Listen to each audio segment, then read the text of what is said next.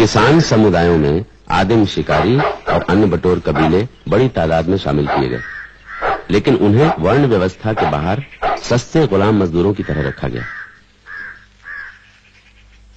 गुरुदेव, कुत्ते ने भूखना बंद कर दिया। उधर कोई है जो हमारे शिकारी कुत्ते पर बाण छोड़ रहा है? अवश्य इन जंगलों में रहने वाला कोई निषाद होगा। चलो चलकर देखते हैं। सबसे पहले की अछूत जातियों में थे दो शिकारी कबीले, चांडाल और निषाद। महाभारत की एकलव्य की कहानी में उत्तर वैदिक काल में ऐसे कबीलों के प्रति व्याप्त रवैये की झलक मिलती है।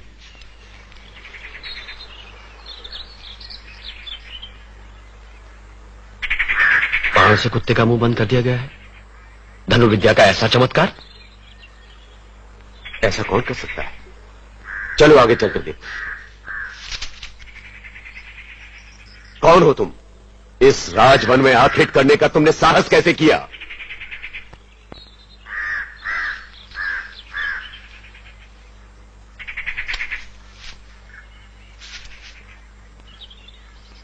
गुरुदेव, मुझे आपका आशीर्वाद चाहिए।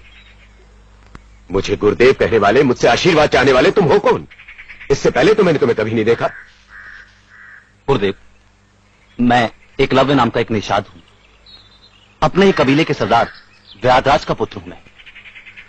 गुरुदेव, आपने मुझे पहचाना नहीं?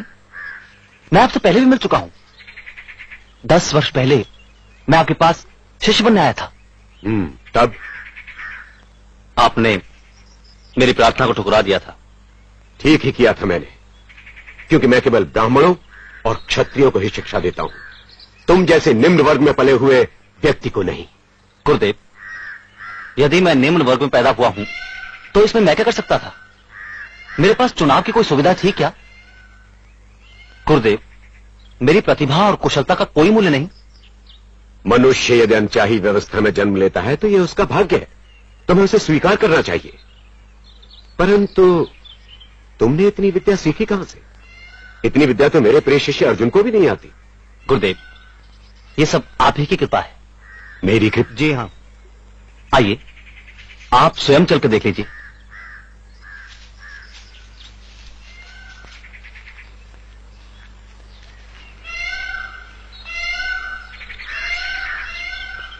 गुरुदेव, ये मैंने आपकी प्रतिमा बनाई है।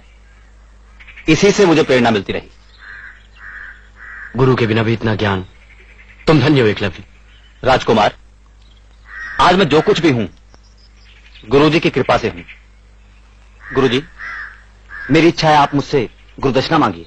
परंतु क्यों? मैंने तुम्हें दिया ही क्या है? गुरुजी, मुझे इस तरह से ठुकराइए नहीं। गुरुदेव, क्या आप सम्मान चिन्ह के रूप में भी गुरुदक्षिणा स्वीकार नहीं करेंगे? भला इसमें क्या दोष है? आप इसकी अभिलाषा पूरी करें गुरुदेव। अच्छा, तुम आग्रह करते हो तो, परंतु तुम दे नहीं पाओगे। क्यों नहीं दे पाऊंगा गुरुदेव? आप आज्ञा तो कीजिए। रहने दो, तुम दे नहीं सकोगे। क्यों नहीं दे पाऊंगा गुरुदेव? गुरुदेव, मैं कौरवों या पांडवों सा पुत्र बेशक ना हूं, लेकिन व्याधराज का पुत्र हूं मैं।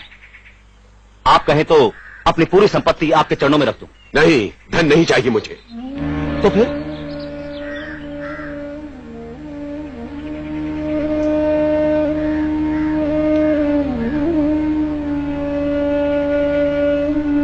तो सुनो, मुझे गुरु दक्षिणा में तुम्हारे दाहिने हाथ का अंगूठा चाहिए। ये आपने क्या मांग लिया गुरुदेव? आप आशीर्वाद दे रहे हैं साहब? यही तो कह रहा था, दक्षिणा मांगिए, दक्षिणा मांगिए। गुरुदेव, मैं आपको अपना अंगूठा जरूर दूंगा, लेकिन एक प्रश्न पूछूं? कैसा प्रश्न?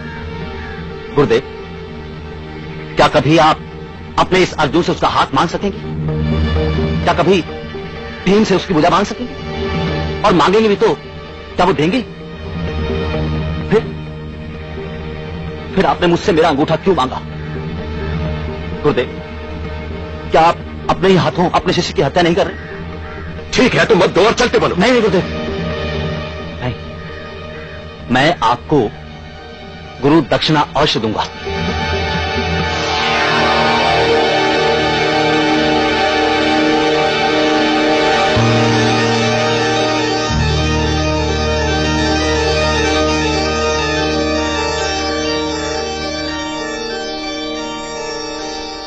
लीजिए गुरुदेव अपनी गुरु दक्षिणा।